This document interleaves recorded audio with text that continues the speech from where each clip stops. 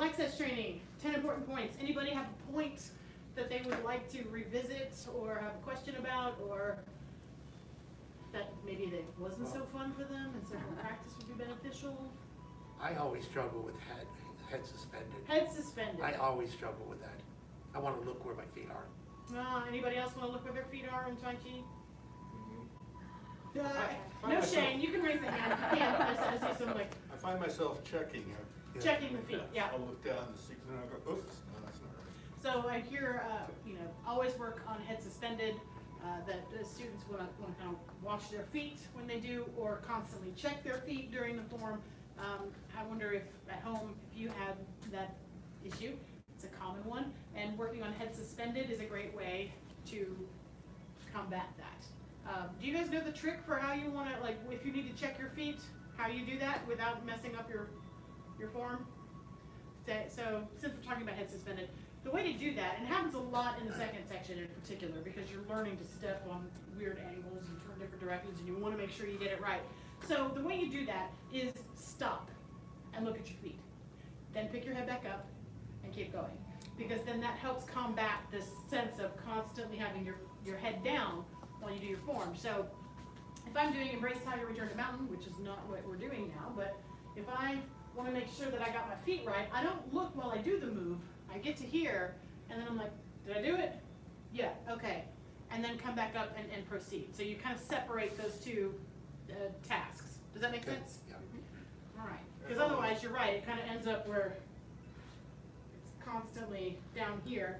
And if your head is down, it throws your whole frame forward, because head suspended keeps you basically in gravity, so there's not a lot of extra resistance of the weight of your torso pulling you over and pulling you off balance. So head suspended isn't just to look good. It's actually, it'll help your Tai Chi and your balance.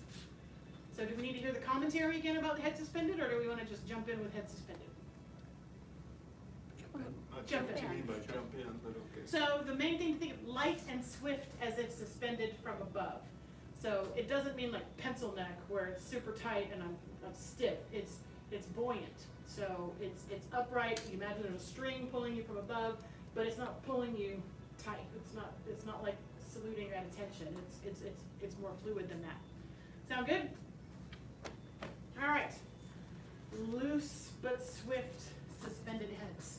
The way I think of it is, if you can feel the pressure in your neck, if your head is back, you can feel a little back pressure, and if it's forward, you feel a little forward pressure, and it's right in the middle. It's right in the middle. So he says he's able to gauge the pressure he feels on the back of his neck. If he's gone back, chin up, he feels the pressure on the back of the neck, and if he's tilted forward, he feels it shifting forward, and it's floating in between. That's excellent. I don't always have the body awareness to check in with that, but that's body awareness is great. So yeah, but you could also have stiffness upwards too, and so that's the one I want to kind of combat. All right, first section, head suspended. Who cares about hands or feet? Doesn't matter. All right. And no names, just slow, mindful, meditative, head suspended. And begin.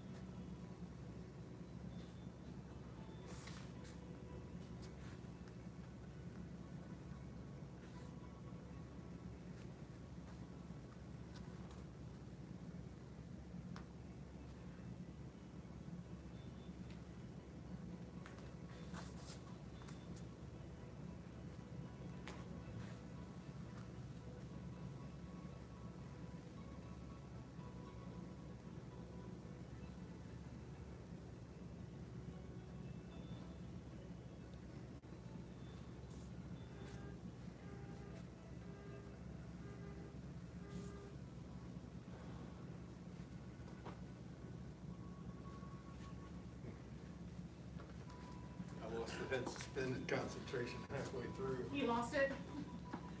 Typical, I relate to that. Does anybody else have any feedback or observations that they'd like to share? No? I know I breathe a little easier if my head is suspended. I feel like I can feel the space opening up here in my chest, so I feel freer in my ability to inhale. If I let that go and I'm a little heavy, it pinches this off, so I'm aware of it, and so I make sure I pull up. Oh, I have more lungs. Any other? And he said he lost his concentration. It's totally okay. Just pick it back up and move with it. So try not to judge yourself when it happens, because we're humans and we have monkey minds. That's what we do. Yes, ma'am. Oh, I know it's light and swift. Mm-hmm. To me, swift means quickly. Yes. Is that a That is correct. So she says that light and swift implies quickness to her, and she wanted to know if that was correct. Yes, because remember, this is kung fu in slow motion. These are not slow movements, it's slow motion. So that swiftness is what allows you to act quickly if you had to. So it's again just another cue for relaxing and not using excess muscle tension. Let's see, think about it if you stick around for fast form, or when you practice at home with fast form, think about swiftness, because you move quickly, Mhm. and if you don't have that idea of swiftness, it's very difficult to make those turns. Does that make sense? Yes, it does. Yes, it So does. again, it's a distinction between slow movements and slow motion. So these are actually very quick movements that we're doing in slow motion for a series of health benefits and training purposes. But if you had to use these, they're very, very quick. And it's that swiftness and alignment that makes the ability to have them be super quick. Thank you. You're welcome, good question. Let's do it one more time.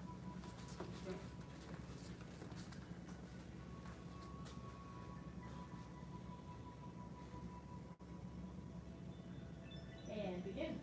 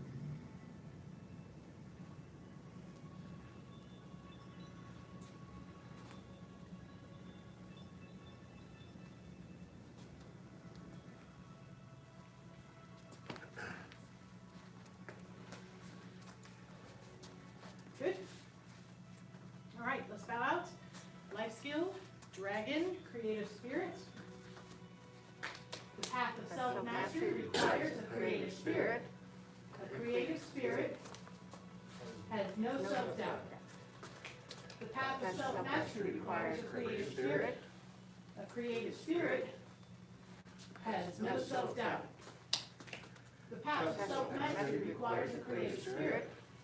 A creative spirit has no self-doubt. On Head Instructor? Now to intermediate and beginner level students, students watching at home, the lax SAS training is dismissed. Good job, everybody.